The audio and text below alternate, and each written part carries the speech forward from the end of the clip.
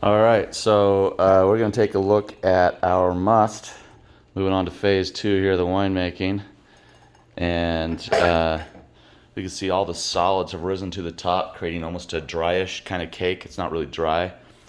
And I'm taking this, which I'm storing in some of that food grade cleaner, so I can use it regularly. I'm going to punch this hard stuff down about twice a day. And this is just a matter of pushing all of the must, the hard part of the must, down into the fluids to keep it wet, to keep that juice absorbing as much of the grape tannins as possible. There we go. You see how it's getting all soaking wet now, and it was getting all dry. So doing that, I'm not going to like stir it up. I don't want to do that. I just want to punch it down. There's definitely a bread yeasty smell coming off this whole thing. There we go. Now it's all soaking wet again. Just do that morning, night, and that's simple to keep the tannins and the grape skins and seed extracts from always being at the top. Punch it down a little deeper, actually. Probably ought to have a longer pull for this. That'd be good. But there we go. That's probably the next phase. Doing that a couple times a day, if you can, during the first week while it's fermenting. We've been punching this down a few times a day. It's definitely fermenting. We've moved beyond just a little bit of yeast smell coming out to this more stinky smell. See, it's looking drier and drier up on top, but we're gonna punch this stuff down into the liquid again. Ooh, my hand's in here. I can feel the warmth coming off of this. The fermentation process lets off heat as a chemical byproduct, apparently. This is warm. It's the steam coming off that. I'd put it in the 80s. It's going to be perfect from what I understand. You can see the liquid is really purple now, too. So we're going to have some good wine, hopefully. All right. I'm just doing this a couple times a day, 3 if you can. Just keep everything going. Hello, folks. We are about 5-6 days at sea. We're on Thursday. We started on Sunday, so about 5 days in to this wine making fermentation process now. And I wanted to just how we're doing. We keep punching it down like I showed you in the video. But I took some fluid out today using the screen like I showed you in part 1. Scooped some out and I put it into this cylinder. And I'm doing the sugar test again on it with the hydrometer to see where we're at. I just felt like there was a lot less stink or fermentation smell coming off this morning. I wasn't sure if that meant it was done early or something. So let's see if we can get this to focus in here. You can see it. It's down into the middle of the grain where before it was all the way up here. So we burned through a ton of sugar. And I'm just going to spin this one more time so you can check this out. And we're at that almost 1.5 area. So we actually have burned through most of the sugar and have a little bit left in the green area to get down to the blue. So when we're about, focus here, when we're down to about like right, come on, focus, there we go, about here, then all the sugar's gone. So this actually has gone really, really quick, really, really easy. And so we're going to be right on time to be done with it in a week, tomorrow. Basically, we'll be taking this and putting it in, making it, as they call it, into this big old jar, which we'll, typically clean it out and get it ready and then siphon the liquid. Things are going as expected.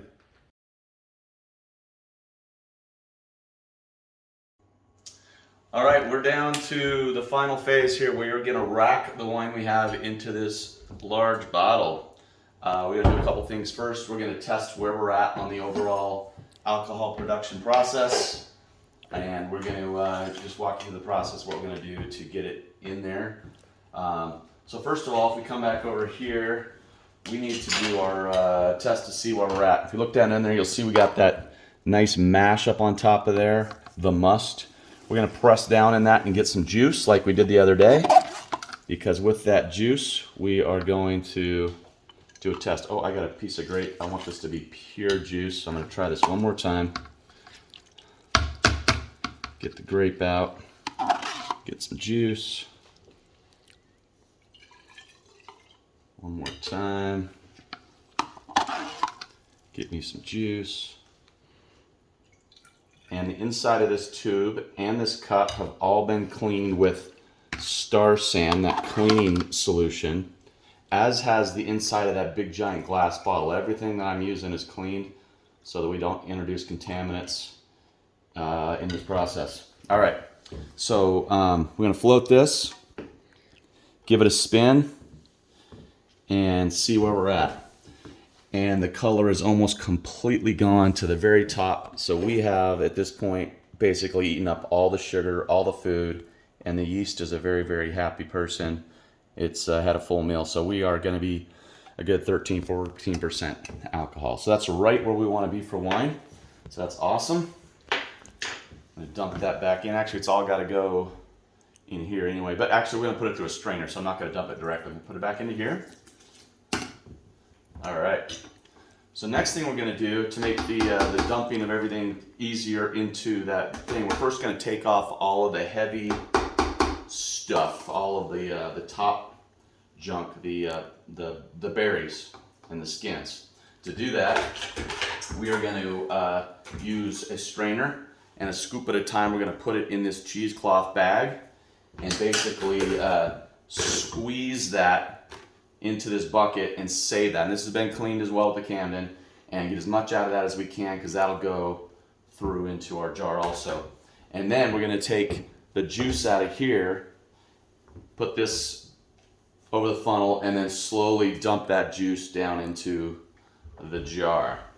So let's get started with, one more thing I did here before we got going is we're now opening this up to the air. It's crossing over surfaces, even though they've been cleaned. There's lots of room for bad stuff to get in there and take over. And the yeast is all done working pretty much. So we're going to use Campton tablets again. Not say we're going to, we did. And I'm assuming at this point with 4 gallons, I probably lost a gallon of just junk in there that we're going to be tossing out. So probably 3 gallons. So I've used 3 Campton tablets, crushed them down, rinsed them, or mixed them. I've already dumped that in the jar. So when the wine goes in here, it's gonna have Campton in it, and that's gonna purify all of the wine in a food safe way before we close this up. All right, so let's start with the nasty stuff. I'm gonna get this bag all down in here so I can work this. I'm gonna get tons of fishy gushy stuff. Drain that as best we can. I might even go to a bigger strainer here so I can do this faster. Man, it's got a lot going on. And I guess actually what I want to do, maybe to make this a little easier, is I'm going to go with the bigger strainer. I'm going to use a smaller one just to press it out so I can get as much juice in here and not have to squeeze it through the bag by hand. So with a bucket like this isn't going to take too long, but if I had a massive amount, I might approach this differently with a press. There's presses that you can buy or rent. So I'm just going to put that in there. Get another one going. So we're going to keep doing this, and then we'll come back here in a second and press it out. All right, so we've got a bunch of scoops in here. There's more to go, but we figured this is about as much you can work with at a time to really squeeze it out by hand. I've washed my hands with that Star San stuff, and basically we're just cheeseclothing this through and going to get everything we can out of this, and then just throw it in the trash. This won't be as extremely as efficient as like a full-on press mechanism, but it's going to be plenty for us to get it out of there. So all we're going to do is just keep working the rest of that chunky stuff out of the top and do a bag at a time. Probably have 2 more of these, is my guess, and then we'll be done with the dry and ready to pour the wet. Okay, so we've squeezed out, this is the second or third round of this. We've squeezed out the grapes from the juice from the stuff into this bucket, and we're pouring it through the same cheesecloth / net that we squeezed it out with, so that it is filtered again as it goes down into the bottle. And that's what we're going to do with the big bucket too. We're going to pour it through this cheesecloth so it catches all the big stuff, and we're going to do that really slowly. and it's all going to be in here with its first strain on it. All right, we're about to put this into the bottle. I'm taking some risk doing this in my house because I don't know, because I'm crazy that way. But essentially, rather than picking up a huge heavy bucket, Amber had a good idea. We should just do this a little bit at a time. Before I do that though, I got to remember I want to keep all my stuff clean with that Star Sand stuff. So I am going to clean this inside and out because I'm scooping the liquid with it. Drain off the residue. And we're ready to go. All right. This is obviously looking really foggy. That's all going to clarify as it sits in the bottle over time. And then we'll do a siphoning process to take the clear stuff off the top and leave the residue at the bottom when we get down to that point where we need to bottle it. There it is, man, the fruits of the labor. I could probably be using this to measure how much we got while we go, but the bottle will tell me when we get there. If we get too much chunky grape stuff or whatever in the cheesecloth, we'll just pull it, squeeze it out, keep going.